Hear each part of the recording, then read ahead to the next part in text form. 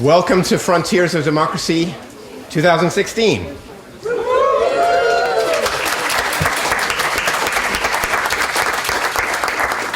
I'm Peter Levine. I'm an associate dean here at the Tisch College of Civic Life, and I'm one of the organizers of Frontiers along with Matt Leiniger. Where's Matt? There he is. Kathy O'Connor in the back.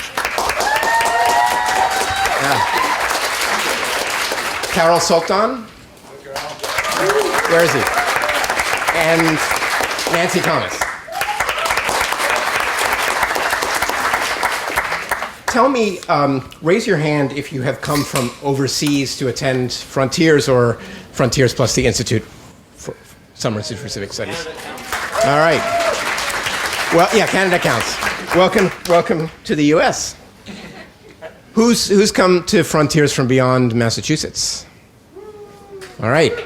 Welcome to the Commonwealth. Who's come from outside of Tufts? Great. Welcome to Tufts University, the medical school, but also to the Tisch College of Civic Life, which is the only whole college in the United States devoted to studying, teaching, and improving civic life. I think almost all of you have come from outside of Boston's Chinatown, so I didn't test you on that. But it is important to welcome you to that historic, vital community right in the heart of Boston. Different question. Who here would identify with the field of deliberative democracy or dialogue and deliberation, something like that? You can raise your hand more than once at these identification questions. All right, a lot of people. Who would identify as a civic educator at some level? Teenager, college students, adults? Who would identify with community organizing or a community organizer? All right, many people. Who is working on a current social movement, such as the movement for Black Lives or the environmental movement, something that's moving, a social movement? Who works for or closely with governments, including city government, municipal government? Wow, that's a lot of people. Who's working on political reform or civil rights, whether in the US or in some other country, or both? A fair number. Who is a media producer or a media reformer? Who works on media stuff? Performer or reformer, right. How about working for a cultural institution or with cultural institutions? Yep, great. Social entrepreneurs, do we have any of those here? Social entrepreneurs? Scattering. Who's deeply interested in what we call civic studies, in the philosophy and theory of civic life? All right. Great. Well, welcome everyone. This is a crossroads, a kind of gathering of diverse strands of civic work. Please get to know one another over the next 2 days, including at these tables. You may be sitting with people you know now, and that is completely fine, but next time you sit down, please sit with people you don't know. As you know, we offer 3 kinds of sessions, and they're all designed to promote deliberation and collaboration and connections, old and new. At plenary sessions like this evening's, which will start in just about 5 minutes, we hear invited talks that are 10 minutes long each from 4 invited speakers in a row. There's no Q&A, no plenary discussion. It's not really a panel. Those are 4 provocations. They have serendipitous connections to each other. And for the next 45 minutes or so, different amounts of time at each time, you turn and talk to your neighbors at the table about what you heard. And there's no report out either. Those are boring. But there's conversation at the tables. Concurrent sessions, did I say a bad thing, Joe? Concurrent sessions start tomorrow morning. They've been designed and led by many of you. How many in this room are part of designing and leading one of the concurrent sessions? Great, thank you. They're diverse in the topics and the formats. They're all interactive, so they all depend on your participation. There's lots of time for conversation, all of them. Please look at the schedule, find several concurrent sessions you would be happy to go to at each slot, because we don't do any pre-registration. There's 140 people here, but in 7 groups. So if you see 25 people, 30 people in a room, please go to a different one. And we have some plenary events where we'll be doing some interesting interactive things with the whole group. I would say we meet at a sobering moment. This conference is a descendant of a meeting that Matt and Nancy organized in 2008 that many of us were at, called No Better Time. No Better Time. And it's kind of hard to call this moment No Better Time. The most thoughtful predictions give a man who has been called a fascist by senior members of his own party a 30% chance of becoming president. If the doctor gave you a 30% chance of succumbing to a deadly disease within the next 5 months, you wouldn't draw a lot of comfort from the thought that you're more likely to survive than not. And like that patient, our republic is in danger.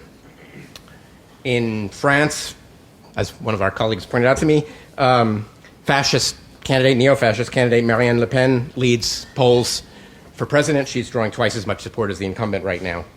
Strongly anti-democratic and paternalistic nationalist leaders, all strong men, already dominate most of the nations in a vast arc from China and Russia to Hungary.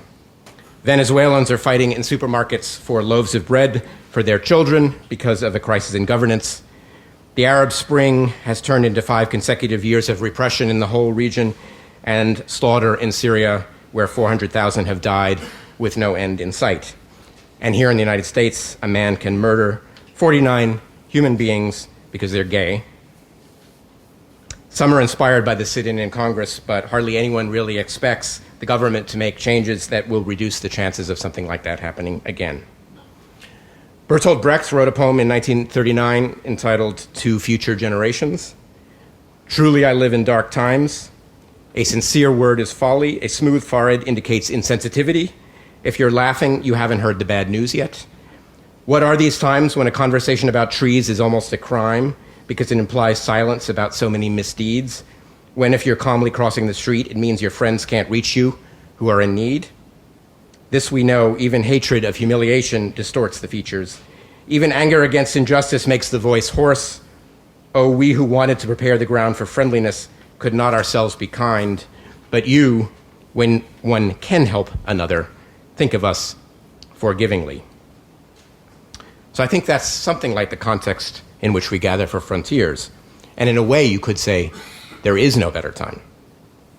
We're not alone, of course. We have many allies around the world. In fact, right at this minute, by sheer coincidence, a conference has begun at the Central European University in Budapest entitled Frontiers of Democracy. And when I got and Carol and I got a text message with a photo of their sign, which looks very nice, Frontiers of Democracy, I thought of another poem also written in 1939. Defenseless under the night, our world in stupor lies, yet dotted everywhere, ironic points of light flash out wherever the just exchange their messages. So perhaps we can send some light in the direction of Budapest and many other places from here. Those are dark thoughts with dots of light, but they don't imply that we can't have fun. Working together to build a better world is a source of satisfaction, even joy. We can exemplify the pleasure, the humor that comes from civic life at its best. We just had a hysterical talent show at the culminating moments of the Institute for Summer Institute of Civic Studies. So I hope you will enjoy every aspect of Frontiers, especially one another. If we let civic life turn dreary, few will choose to participate, and politics will be left to the ruthless. But we also have to be profoundly serious. The stakes couldn't be much higher. We must squarely face unresolved problems, how to expand civic values and practices to the scale of nations and the globe, how to tap the power of social movements, how to define and confront evil. I think we have to do more and better, and we have to do it pretty fast. So we have our work to cut out for us in the next 48 hours. With that, I'm going to briefly introduce our 4 speakers, and you know the drill. So they get the briefest introductions. They're in the room, I can see them. I'm going to time them, and they're going to give us more provocations. So I think I'll do the intros really quickly all together.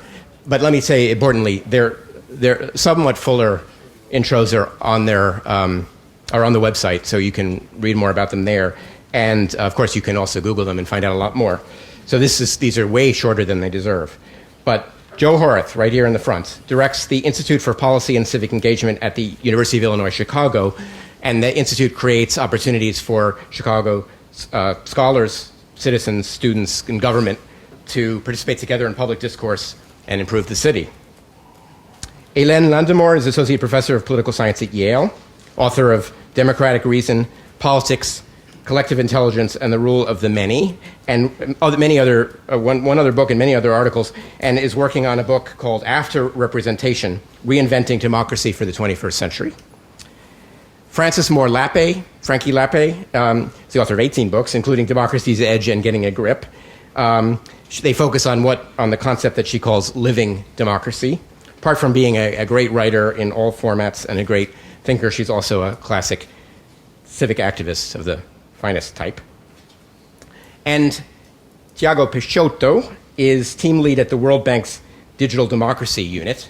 He's been called one of the 20 most innovative people in democracy in the world, actually, and coordinates evaluation and research for the World Bank's digital team. So you can see that they are not exactly going to talk about the same thing, but they are wonderfully diverse and are going to give you provocations from different angles. So why don't you welcome them right now, and